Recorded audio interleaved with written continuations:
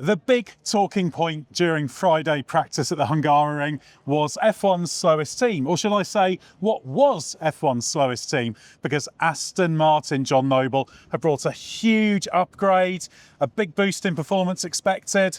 What did we see? We saw a mixed day. It started off a little bit shaky. Lance Stroll had a suspension failure this morning. The car didn't look super fast. You're thinking, oh, maybe this doesn't look so great. But actually, you speak to Adrian Newey, you speak to Fernando Alonso, you speak to Pedro de la Rosa, there's optimism. They say the car feels good. The correlation is there, which is really, really important. They feel progress and they feel they've made a step. Exactly, and the first day of running is always one to prove out all of those things, and I'm sure we'll see more pace from the car as the weekend progresses. Now, Gary Anderson, the ex-Jordan Jaguar and Stewart technical director, our resident Tame F1 technical director here at the race, took a very close look at the car during the course of today, and he produced a great in-depth piece, a written piece on the website about it. And so here is what we've taken from that, Gary Anderson's overview of the updates. The team listed 16 separate revisions on the disclosure document every team is required to submit whenever it changes aerodynamic components. Those aero changes include a reshaped front wing and thinner nose, new front brake ducts, new floor, new diffuser, a new side pod inlet shape, revised side pod and engine cover shapes, and a new rear wing, which features completely new end plates. The race's F1 technical expert Gary Anderson calls it a step in the right direction and says the main gain will be free lap time from the weight reduction and new development opportunities opened up by a substantially different front wing airflow. He says Aston Martin has paid a lot of attention to this area, producing a very different front wing concept to before, increasing airflow under the wing and creating a more uniform flow overall that should reduce the car's sensitivity to wind direction and turbulence when following another car. This should be a real positive, given the problems with front wing airflow separation that Aston Martin suffered with the old version. Small detail changes to the barge boards, as well as a reprofiled radiator side pod inlet, have been made to work with what Gary calls an even more aggressive version of its so-called double floor, which is designed to reduce drag by reducing the cross-sectional area between the wheels front to back. The aim of generating greater mass airflow through this area is to improve the performance of the diffuser, which in turn will work with the rear wing to improve the performance of the rear of the car as a whole. All these components at the rear of the car will work best if the mass airflow to them is maximised, and that looks like what Aston Martin is focusing on. Revisions to the rear wing will be aimed at reducing weight, particularly with the straight mode actuator, and getting the upper wing airflow to talk to the diffuser, which Gary says is very powerful if you can get the two working in harmony. He thinks Aston Martin should also see an improvement with airflow reattachment when the car transitions from straight mode to corner mode. As regards the new rear suspension that apparently failed on Stroll's car in FP1 in Hungary, Gary identifies that the rear leg inboard pickup points, which had been uniquely mounted on the rear wing pillars, have now moved upwards. This will increase the anti-lift on the rear suspension and also reduce the camber change between low and high speed. It will also probably raise the rear roll centre. However, nothing comes for free. Mounting that inboard point higher on the wing pillars, Gary says, brings the potential of more flexing in that area. To counter this, Aston Martin has added a small horizontal strut between the wing pillars. This strut goes across the gap, basically connecting them both together.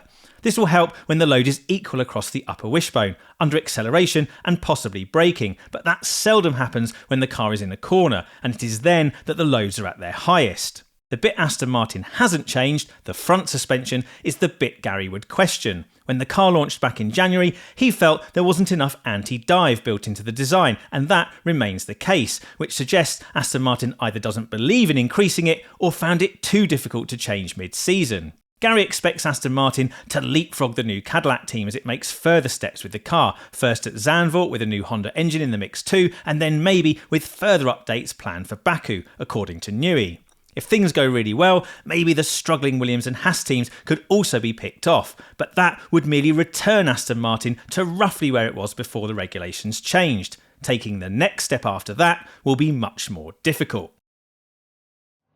Great insight there from Gary, as always. And John, we can see from that just how extensive this upgrade is. So what is it going to mean? Does it make it potentially a Q2 car?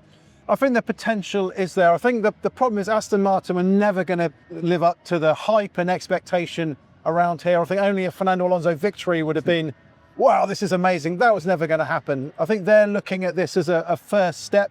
And Adrian Newey said today, you know, this is a step. There's the new power unit, the upgraded power unit will run in Zandvoort for the first time. So we haven't got the power step and drivability coming from that. There are more upgrades coming. Adrian talked about changes for Zandvoort, changes for Monza, changes for Baku. So they're pushing on. But I think what is important is they make a step. They cannot afford to be at the back here.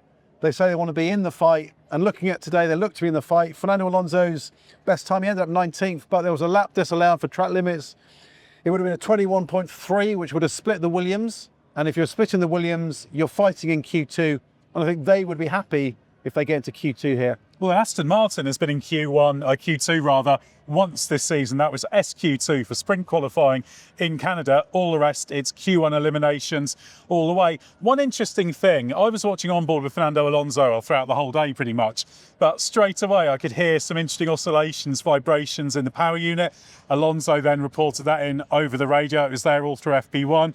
Amusingly, in FP2, we could hear the same thing, and actually there was a radio exchange that said, oh, we've still got the same vibration, and Alonso said, oh, actually, no, worse. He did say after the session that it was solved, so there is still something going on there with the power unit, isn't there? Yeah, I think this is part of the learning process. I think it has been such a difficult start to the season. Adrian Newey, I think, called it a nightmare in the press conference today. It was a disastrous start to the season. But he said what's come out of it is a stronger relationship with Honda. I think they both understood. They did all their dirty laundry in public in Australia. I think it actually got them together. They're working on things. And you couldn't expect a big change from Honda here with the same power unit it's had all season. They know they're down on power. They know they need to improve combustion. They know they need to reduce friction. They know they need to improve drivability. They know they need to improve deployment. All this will come with a step coming for Zandvoort and push on. And this vibration thing will be the same thing. The vibrations didn't emerge till they got it in the car at the start of the season. I'm sure it's the same story here with this changed car. It's not all new car. Adrian Newey is kind of downplaying things a little today, just called it an aerodynamic update. I think it's slightly more than that. Obviously the weight's come out, but it's a step. And as Adrian Newey kept saying, this is a step.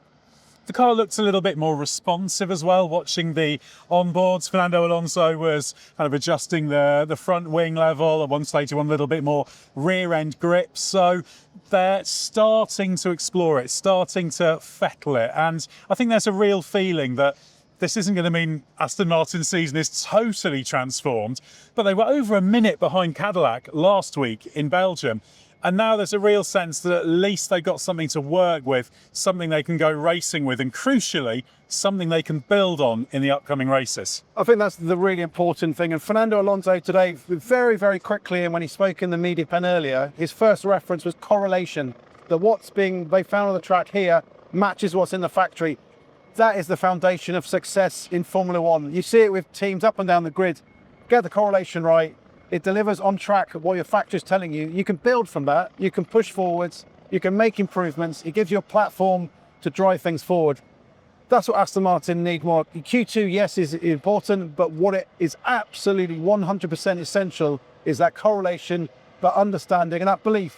We now know what's gone wrong. We now know we've got something we can build on, and we now know what we need to do to make it better. And of course, when this step works, you know all those other steps that are being worked on, they are in the right direction as well. Plus the Honda power unit coming for Zandvoort. So there's lots of, not necessarily low-hanging fruit, but there's lots of further steps to come. And that's the important thing for Aston Martin. It's not going to be a completely different animal this weekend, but it is transformed. Aston Martin shouldn't be way off the back. They can at least compete. And that's completely different, a complete reversal from a season that so far has been really a waste of time.